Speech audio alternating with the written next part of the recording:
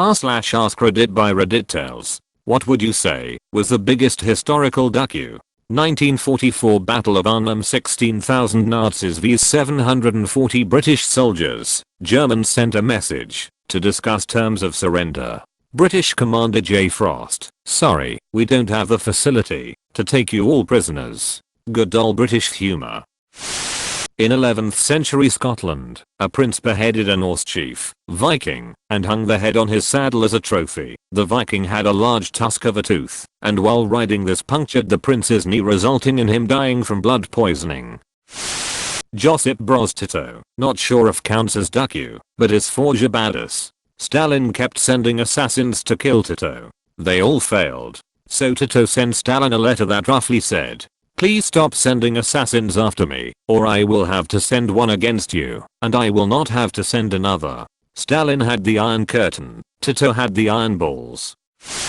King Edward I of England went to conquer Wales. He eventually got the Welsh army besieged and called on them to surrender. They agreed to accept Edward as their overlord on condition that they would be directly ruled by a prince that spoke no language but Welsh. Edward agreed. The Welsh surrendered, expecting one of their lords to be appointed prince. Instead, Edward fulfilled the agreement by appointing his 2-month-old son as Prince of Wales.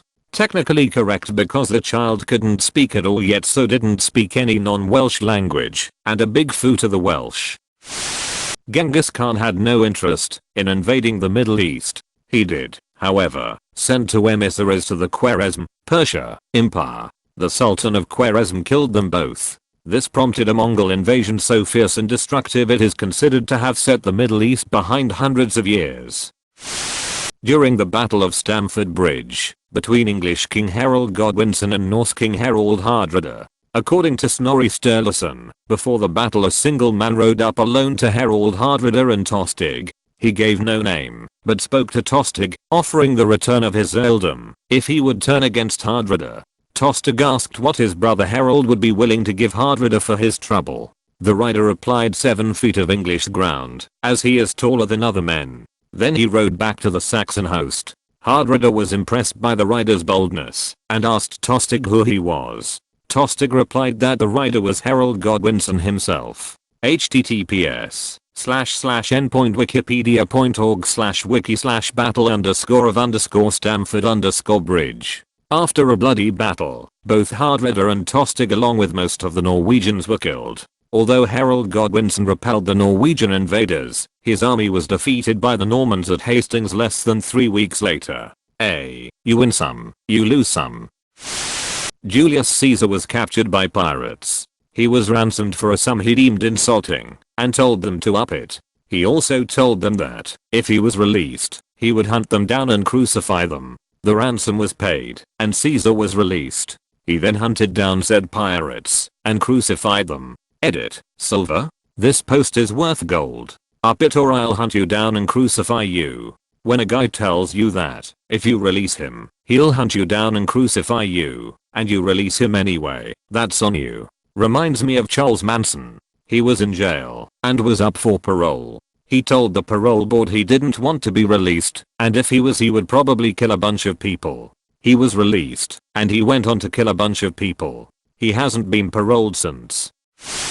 Timothy Dexter. Greatest FASCIURKU ever. Born poor, married rich widow. High society assholes want to make him poor again, so they convince him to ship coal to Great Britain's largest coal producer. Ship of coal arrives, just as a coal strike begins. Profit. High society assholes convince him to send bed warmers, mittens and Bibles to the tropics. Bed warmers turn out to be excellent molasses ladles. Mittens are bought by Asians for export to Siberia and Bibles purchased by missionaries about to leave for Africa. Profit. High society assholes convince him to hoard whale bones and send cats to the Caribbean. Whale bone turns out to be main supports for corsets and the islands paid for cats to counter a massive rat infestation.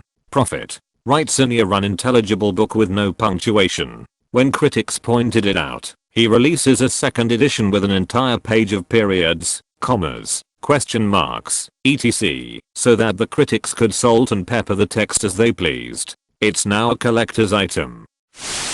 Diogenes the Cynic. an ancient Greek philosopher who was famous for pulling philosophical stunts such as walking through city streets holding a lantern in people's faces because he was looking for an honest man. First, Diogenes hated Plato and went so far as to interrupt his lectures by sitting in the front row and eating food loudly and occasionally just shitting on a seat and leaving. Secondly, there are conflicting accounts to the validity of this. He was approached by Alexander the Great, who insisted on meeting him in Greece. He found Diogenes laying in the street half naked. Alexander greeted Diogenes and Diogenes ignored him. Alexander asked if he could do anything for Diogenes, who responded by asking him to move 2 steps to the left. Taken aback by the balls of this philosopher, he turned to his men and said, "If I was not Alexander, I would very much like to be Diogenes." After overhearing this, Diogenes responded, "If I was not Diogenes, I too would very much like to be Diogenes." Source: Fact Fiend.